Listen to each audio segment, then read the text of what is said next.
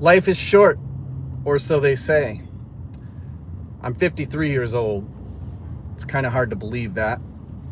And I'm starting to feel that maybe life isn't so short.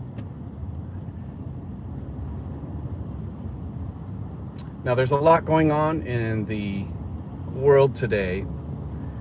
So much so that if you are the kind of person that's caught in a news cycle, it can be exhausting. And the pace at which things go is so rapid. You match that with the pace of what goes on in our daily lives, just trying to make ends meet, get through our day-to-day routines, taking care of the kids, going to school, commuting to work. All of these things can make it seem that life is too short, in the sense that, yeah, we might be exhausted, but look at how the weeks fly by. Look at how the years fly by. When we have children, we always say things like, they just grow up too fast. And there's a lot of that that bleeds into how we frame and view reality and view the world. If there's one thing that's pretty clear in these times, is that people view the world in such vastly different ways, looking at the same exact things, that people truly are living in alternate realities. And of course, we can think of the realities in the political sphere, MAGA versus everyone else. And we can say these people are they're living in completely different realities. And if that's true just on that one little snapshot, and we think about this on a lot of other levels too, this is why we have different cultural views on reality. And in this day and age, especially in American culture or American society, I don't even know if there is such a thing as American culture, that it's hard for us to remember that reality was very different, or is very different in different contexts. Does that mean that gravity isn't real from one culture to another? No, of course not. But how we see and frame the world are vastly, vastly different. And if you have a spiritual belief about the world, if you have a religion, then you have this framing that kind of takes care of a lot of things that you don't necessarily have to think about if it's prescribed to you. If that's how you interact with religion, more as a prescription for reality, then of course you have the answers, so you don't really have to process things in the same way as someone who has more of an open stance towards what does this all mean? What does this experience really mean? And if you're open to looking at different explanations of it. And so if you're an atheist and you're firmly convinced that there really is nothing to this reality except for the material universe, then of course that is prescriptive as well. I know that many of my atheist friends would argue that that's not the case, that they would argue that they're the most open-minded because they're just looking at the universe and the world and existence as it is, not as they would like to speculate it to be. But my argument would still be that that stance itself is prescriptive if someone is completely closed off to other explanations of the origins of the universe, of reality, and all those sort of things. Now, why are we talking about all of that, and what does that have to do with life being short?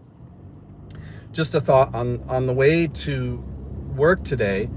I too say that all the time. My son is 3 years old. He's growing up too fast. The weeks are flying by. It's hard to keep up with things, and I didn't get all of these things done that I wanted to and the relationships that I want to improve have suffered because of my preoccupations with just getting by with day-to-day life and all that kind of stuff that if you've lived long enough, you know exactly what I'm talking about. Now, we also know this, whether you believe in the science or not, whatever, that our universe is very, very old compared to a human lifespan. I mean, that goes without saying. And so in that sense, yes, our lives are extremely short, but I would argue that they're even shorter than what we might think. We put too much value. I don't know if value is the right word, but we get caught up in our lives because that's what we do. We're self-absorbed. We are just thinking of the things that matter to us mostly on a day-to-day basis. And our life, meaning our person, our own selves, takes precedent over pretty much everything else. And then everything else happening in the world sort of revolves around our life. And so it's easy to think that, or make ourselves, self-centered and self-centric. Even if you don't think that about yourself, you're still peering out into reality from this thing called yourself. If and life is much shorter than even our statement, life is short, when given the greater context of how long the earth has been around with life on it, and as we peer out into the cosmos, how vast and how minuscule, and minuscule doesn't even fit the bill when it comes to just how small our lives become when contrasted with the greater universe itself. But if there is life beyond our life for us, and by that, yes, we would be touching on notions of a thing called the soul or the spirit, which I still, in my older skeptical years, still believe that there is an enduring spirit or soul that exists. Some would call it God. And I still firmly hang on to that notion, realizing that it's a notion. It's something that cannot be definitively determined. It cannot be, as much as people want to say that their faith is, solid and concrete. At the end of the day, if you are that certain, it means that you have surrendered to your prescription that as the be-all end-all, and to think beyond that. And I'm not judging those that do, because in some ways, a person like me who tends to be skeptical and tends to question the answers and all of that, not a place of comfort. It's not a place of, being certain is very comforting. And in a lot of ways, I miss that.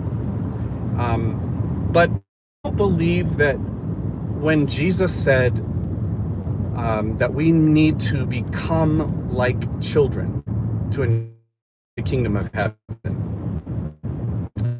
I think that some people interpret those words of Christ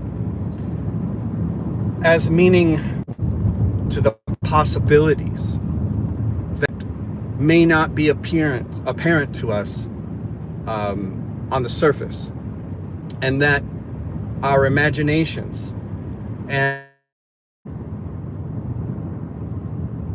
ability to believe beyond the explanations are still alive in us, despite despite all else. But I think that where people get this verse wrong is when they think that becoming like a child is the equivalent of easy believism or naivety. I don't believe that Christ, the same person who said, "Be wise as serpents, but harmless as doves," was implying in another area when he talks about having a faith like a child, is telling us to be willfully ignorant or to surrender our imagination, our inquisitiveness in peering into this reality that we live in with complete abandonment toward or surrender to prescription, whether that be religion or whether that be cultural beliefs, whether that be ideological and political beliefs. So at the beginning of this commute, I was talking about how things are bifurcated, how things are split. People are truly living in the same world, but two different realities. And in this world of interconnectivity, through the media and all of these sort of things, that's a pretty good feat to be able to accomplish when we all have access to pretty much the world, yet we're still bifurcated and we're still split and polarized belief-wise, or how we even see the world or reality. It's pretty amazing to me that can be accomplished. Yet, as someone who's studied propaganda and the media, and in somewhat anthropology, along with my theological background, it's not that surprising. People naturally gravitate to what's comfortable to them, and life is hard enough than to try to have all the answers to everything. So of course, people are going to gravitate towards those answers that are convenient.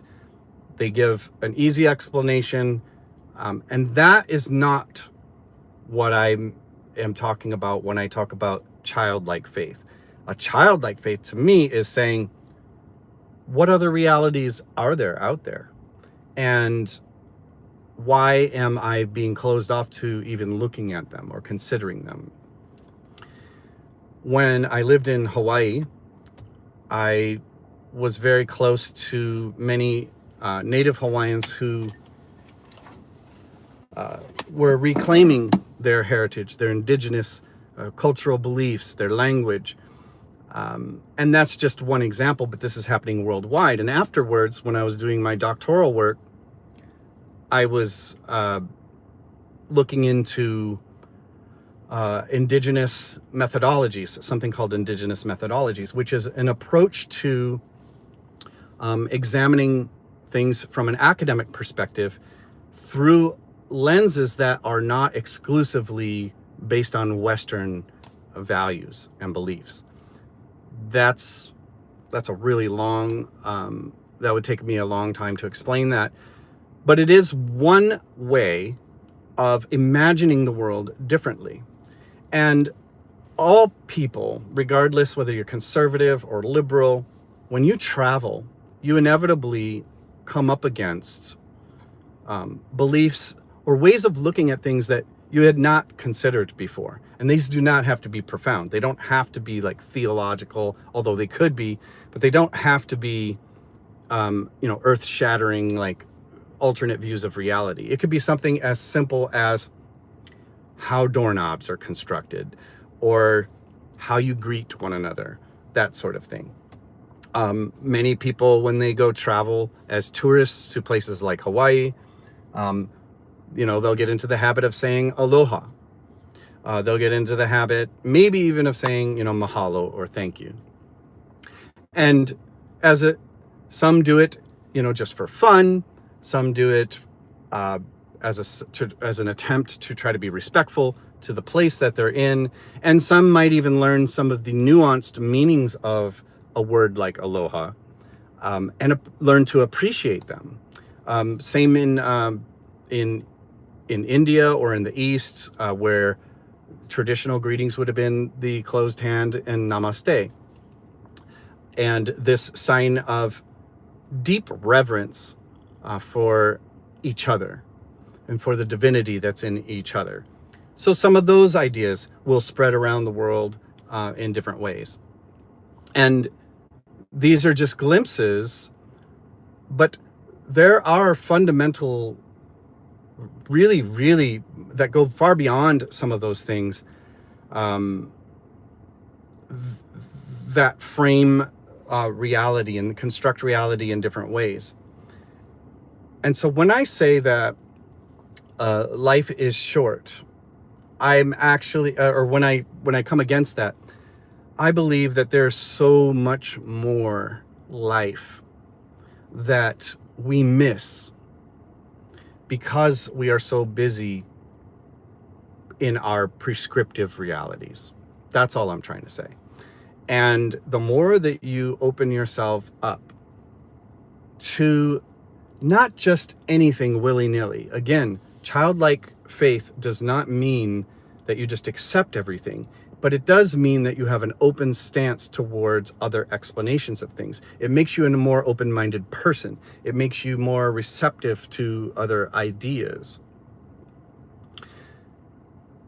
And that, to me, is actually a sign of maturity as a person, spiritually, psychologically, and culturally. It's something that we really need right now. So I would just offer that today, that life isn't too short. It's actually very, very long, but our perception of it is very truncated. So this is Avi Penhallow. You're watching the Proximity Portal. Please like and subscribe to this video. We have a lot more things coming out, and I want to make sure that as we build this community, we build it with this open stance. Take care.